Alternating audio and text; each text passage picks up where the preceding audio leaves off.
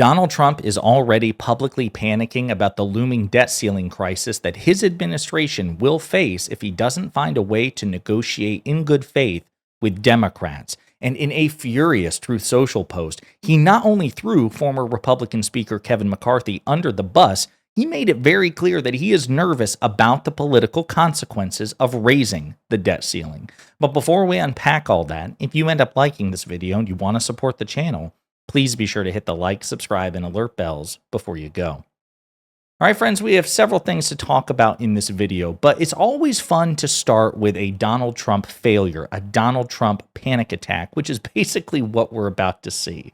So as Ron Filipowski shares with us a quote from Donald Trump on Truth Social, this is what Trump had to say. The extension of the debt ceiling by a previous Speaker of the House, a good man and a friend of mine, Kevin McCarthy, from this past September of the Biden administration to June of the Trump administration will go down as one of the dumbest political decisions made in years. There was no reason to do it. Nothing was gained, and we got nothing for it. A major reason why that speakership was lost. It was Biden's problem, not ours. Now it becomes ours. I call it 1929 because the Democrats don't care what our country may be forced into. In fact, they would prefer depression as long as it hurt the Republican Party. The Democrats must be forced to take a vote on this treacherous issue now during the Biden administration and not in June. They should be blamed for this potential disaster, not the Republicans. So much to unpack there. So much. I mean, from the fact that he is publicly humiliating, and not for the first time, Kevin McCarthy, former Republican Speaker, which is delicious in and of itself, to the flailing, the panicking, and the sheer hypocrisy of Trump's position. So there's so much to unpack. Here's the context. The debt ceiling is basically a product of federal statute. It puts a limit on the amount of money that the United States government can borrow to pay its bills. It doesn't technically have anything to do with future spending, although it could. If you raise the debt ceiling a certain amount, you're basically giving permission for the federal government to borrow in the future. But basically, it's primarily used to address past spending. So for federal budgets, for the defense budget, things like that, because we always run at deficits, we always spend more than we take in from taxation, we have to borrow money to pay our bills. The debt ceiling has been raised dozens and dozens of times by Democrats and Republicans, and historically, it was a bipartisan effort. Over the years, Republicans used it for an extortion tool under President Clinton, under President Obama, under President Biden. So they would help rack up the debt, but then when the time comes to pay the bill, the Republicans would say, no, we're not going to help you raise the ceiling to allow America to pay our bipartisan debts until you agree to X, Y, and Z. Now, the potential consequences for us not paying our bills would be at least a domestic, if not a global economic catastrophe, because the U.S. would default on our debt. Okay? It's never happened before, but economists across the world, including here in the United States, say it would be disastrous for everyone. The Republicans raised the debt ceiling or suspended it 3 times under the Trump administration because Trump spent a lot of money. He deficit spent each year he was in office. He had to increase the debt ceiling in order to pay, even though he promised, he campaigned on, becoming fiscally responsible, that, he would not add a single penny to the debt. He would actually wipe out all the debt he'd inherited, and $8 trillion was added on his watch.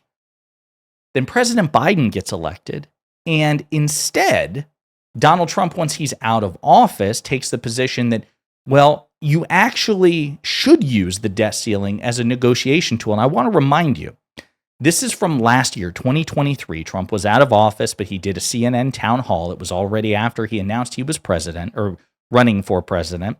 And Caitlin Collins from CNN confronted Trump on his hypocrisy because Trump was urging Republicans, including then Speaker Kevin McCarthy, to play hardball with Biden, play chicken with the president of the United States, and threaten to default on the U.S. debt unless you could gain meaningful compromises from the Democrats. This is what Trump had to say about his hypocrisy. Stupid people. You once said that using the debt ceiling as a negotiating wedge just could not happen. You said that when you were in the Oval Office. That's when I was president. So why is it different now that you're out of office? Because now I'm not president. So he's Listen, he's very clear about it. He's just a hypocrite and a liar, unlike anything we have ever seen from any politician, certainly any Democrat. And his supporters, by the way, cheered him on. They celebrated it.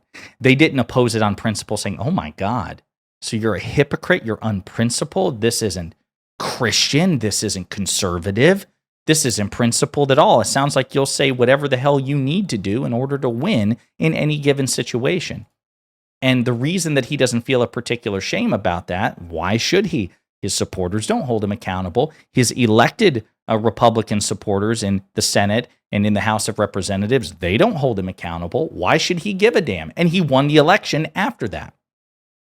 But getting back to his freak out, he's pissed, he's furious, he's scared because for once, and I am so proud of them for doing this, Democrats gave the Republicans just a taste of their own medicine. You may recall that just a few weeks ago, we were on the precipice of a government shutdown, an unnecessary Republican-triggered government shutdown. The Democrats and the Republicans had negotiated in good faith for a temporary stopgap continuing resolution to keep the government funded. Elon Musk, the true leader of MAGA, torpedoed the bipartisan negotiations. Trump was desperate to catch up with Musk and make it seem like it was really his positions. And one of the conditions he put, one of the demands Trump made, was that if we continue to fund the government, we must raise the debt ceiling. Why? Well, precisely for the reason he laid out here.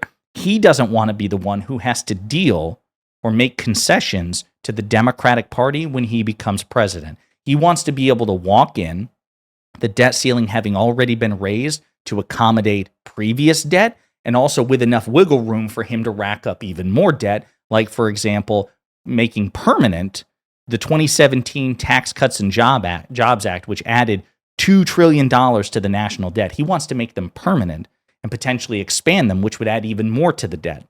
So he wanted a clean debt ceiling raised before he stepped into office, which would make it very relatively easy for him to enact his agenda. But the Democrats didn't give him that. The Republicans failed to get Trump what he wanted. They actually gave Musk more of the things that Musk wanted in the new debt ceiling, the new government funding negotiations. Trump didn't get his debt ceiling increase. That's why he's so scared. And he says the Democrats must be forced to take a vote on this treacherous issue now during the Biden administration and not in June. He says, okay, I didn't get what I want. I was defeated, but you all should make the Democrats do it now. Well, they tried that and they failed, which is why the continuing resolution was passed by several Republicans, more Democrats than Republicans, but it passed. It passed the Senate, was signed into law by President Biden without your debt ceiling negotiation, without your debt ceiling raising, because you don't have the votes to make it happen. Not under Biden. You barely control the House. You don't control the Senate, and Joe Biden is in the White House. So it won't make it past the House. It will die in the Senate, and if by some miracle it makes it past both of those institutions, Biden will veto it, which is what he should do. Biden should, Democrats should, and I'm glad they did, give you a little bit, a taste of your own medicine. And I hope they continue to hold the line. Donald Trump and the Republicans boast about having a mandate. We have a mandate. We want a sweeping election. Well, then you use that landslide, that mandate, to pass the damn debt ceiling on your own. And we'll get into the complications of that. But Democrats have held the line. They're giving Republicans a taste. Like, no, what we're not going to do is have two sets of standards where we both rack up debt, and then even when you're in charge, we help you raise the debt because we're just responsible adults in the room, but then you all use the debt to screw us over? No. We're going to give you a little taste of your own medicine just to show that you can't even survive your own damn standards. You can't. Republicans only win in part because Democrats have to fight the game of politics in an uneven terrain with the entire world against them with one hand tied behind their back. When Democrats finally take the other hand out, this is exactly what happens. Donald Trump doesn't get what he wants, and now he's going to be forced into a very uncomfortable situation next year. That should be a message to elected Republicans. Stop fighting asymmetrically. Stop pushing Democrats to a point where they start playing by your rules, because if they do, they're going to kick your ass. And that's the sort of energy that Democrats should be bringing to this. To be very careful about the standard you try to create and you try to impose on the rest of us, because if we start playing even a fraction of your energy, you lose. Politico has a conversation about this, why the debt fight is going to get even worse next year. Okay? GOP leaders are staring down two bad options to solve Donald Trump's debt limit problem after failing to execute his demand to lift the federal borrowing cap in the last government funding bill. One path requires full buy-in from Republican lawmakers to address the issue via budget reconciliation, a huge challenge thanks to the party's fierce fiscal hawks. Another entails winning over Democrats, who for the most part rejected Trump's initial debt ceiling gambit earlier this month. Quote, whoever advised Trump that this was even possible needs to better understand how this place worked, said Senator Tom Tillis, a Republican from my state, North Carolina, about Trump's latest push to raise the debt limit. It's going to be an urgent issue for Trump as soon as he takes office. The federal government will resume the cap on its borrowing authority on January 1st as the U.S. sits on a national debt of more than $36 trillion, though the Treasury Department can buy time for a number of months with so-called extraordinary measures. I'll also point out, of that $36 trillion, Donald Trump in 4 years added $8 trillion. The guy who campaigned on fiscal responsibility, he swore he would not only not add to the debt, that he'd wipe out all the debt he'd inherited, added the single greatest contribution to that debt in a 4-year term. By conservative definitions, he was infinitely more fiscally irresponsible than any Democrat. Hilarious. The fiscal time bomb illustrates the struggle Trump and Republican leaders face heading into 2025 as they consider whether to court Democrats who will want concessions or their own conservatives who are known for rigidly sticking to their demands to cut funding. Quote, I've told my caucus if they tried to do it under reconciliation, they'll lose my vote, said Senator Rand Paul. I told them, you want to kill reconciliation? Put something on that we don't like. It's going to be a huge challenge for Republicans to raise the debt ceiling on their own. In exchange for increasing it by $1.5 trillion, House GOP leaders have told conservatives that they'll look for $2.5 trillion in cuts to mandatory spending, the bucket of money that controls things like SNAP nutrition assistance, Social Security, Medicaid, and Medicare in an upcoming reconciliation bill. So think about that. Folks, think about that.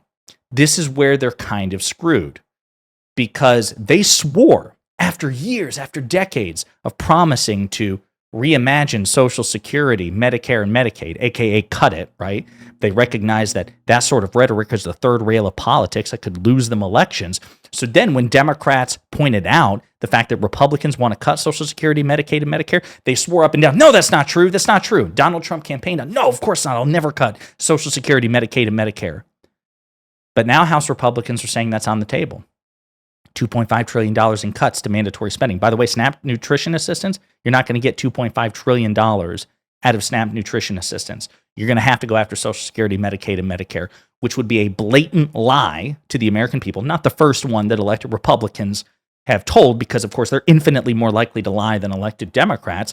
But it is one that Democrats would and should relentlessly hammer viciously in every damn conversation, in every interview, in every public appearance from now until the next election, that Republicans lied to your face, swore to, begged you, please ignore all the history of Republicans trying to slash Social Security, Medicaid, and Medicare. We swear we've learned our lessons. We won't do it. They lied to your face to get your votes, and now they're doing it. That's a problem for them. That legislation is also supposed to deal with huge party priorities on border security, energy, and taxes, which Republicans also say they'll find a way to pay for. And as Paul illustrates, fiscal conservatives are already voicing opposition to handling the debt limit through party line processes. Paul said he thinks other Senate conservatives have also told GOP leaders they won't vote for reconciliation packages that raise the debt limit. With a 53-seat majority in the Senate next year, opposition from just a few Republicans will sink those dreams. Getting Republicans to agree on $2.5 trillion in cuts to mandatory programs over 10 years would also be a challenge for GOP leaders based on what I was talking about. Trump has ruled out reductions to Social Security and Medicare, the costliest of the programs. Of the roughly $4 trillion the U.S. government spends on mandatory programs each year, Social Security benefits alone total almost $1.5 trillion. Democrats say the proposal is a public relations nightmare for the GOP. Quote, listen, this is the gift that keeps on giving, Senator Chris Murphy said. This is the absolute worst case for the country, a massive tax cut for the richest of the rich, paid for by slashing, to the bone, health care for seniors and poor kids. Raising the debt limit by $1.5 trillion, even with corresponding funding cuts, would not keep the nation from hitting the borrowing cap for long. The U.S. budget deficit, the gap between how much comes in from revenue like taxes and how much is spent, was $1.8 trillion in the fiscal year that ended in September. Congress's nonpartisan budget scorekeeper projects that interest payments on the national debt alone will total almost $900 billion next year. And the timing for when Congress will absolutely need to address the debt limit is tricky, adding to the challenge for Republican leaders. After the debt ceiling is reinstated at midnight on January 1st, the Treasury Department will deploy the typical extraordinary measures, cash-shifting accounting tactics to ensure the country can continue to pay its bills for at least a few months longer. All the while, the Treasury Secretary will keep refining an X-date prediction for when the U.S. will default on its loans without action taken from Congress. Last year, money from taxes came in far lower than expected, suddenly speeding up the forecast default date to early June after lawmakers had assumed they had until August or September to pass a fix. Quote, extraordinary measures will extend the actual, true, de facto deadline is, but we just saw last year that can vary wildly, noted Pennsylvania Representative Brandon Doyle, the top Democrat on the Budget Committee. Boyle has long pushed for the passage of a bill that would let the Treasury Department continue paying the nation's bills despite the debt ceiling, similar to the proposal outgoing Senate GOP leader Mitch McConnell floated during previous standoffs over the U.S. borrowing limit. But many fiscal conservatives have opposed it. Quote, I want to keep the debt limit. I like it, said Senator Ron Johnson. Johnson also said he is opposed to raising the debt limit through reconciliation and plans to roll out a debt ceiling budget in early 2025 that illustrates how national debt has grown grotesquely above inflation and population growth in recent years. Raising the risk of a debt limit crisis is less advantageous for Republicans as the GOP takes control of the White House and both chambers of Congress. This is the other part, especially as Trump so adamantly insists on swift action and has even called on lawmakers to terminate the nation's borrowing cap altogether. But Democrats warn that slim GOP majorities and demands from fiscal conservatives keep the specter of economic catastrophe. Quote, when they have the trifecta, there's really no point, other than old bad habits, to threatening the economy with the debt limit, said Senator Sheldon Whitehouse, outgoing chair of the Senate Budget Committee. Quote, it's a bear trap in the bedroom Republicans love to leave around for negotiating purposes. Now that they've got the trifecta, it loses some of its negotiating appeal and remains extremely, extremely dangerous. So, folks, the bottom line is this. That is the reason that Donald Trump is freaking out. That is the reason that he has thrown Kevin McCarthy under the bus. Because Kevin McCarthy was out-negotiated and outfoxed by President Biden in May of 2023, and Republicans have been left with the consequence. And Donald Trump and Republicans may feel the squeeze that they have relentlessly imposed on Democrats for years. And here's my point. As somebody, by the way, just in theory, I do agree that the debt ceiling should be removed. I do agree. But what I also understand is that the only way you can ever possibly teach bad faith Republicans a lesson that will stick with them is if you give them a taste of their own medicine. And so I hope Democrats continue to do what they've done, saying, no, we will not help you raise the debt ceiling unless you bend the knee to us. You will make meaningful concessions to the Democratic Party before we even consider helping you out of a mess that you helped make. We're going to give you a taste of your own medicine. If you don't like it, don't you ever try to use the debt ceiling to extort us in the future. Admit that you were wrong, apologize for your moral inferiority and your duplicity, and make major concessions to the Democratic Party, then we'll talk. That's the posture that Democrats should have in any conversation towards cutting entitlement programs, social safety net programs. Democrats should also, with one voice, be relentless and offer no room for negotiation, no crack or crevice, no gap, and relentlessly attack Republicans for their lies. Republicans should be forced to face a political consequence for their bad faith and their hypocrisy. That's why Donald Trump is afraid, because he knows that is at the very least very likely. Great stuff. In the meantime, let me know what you think in the comments.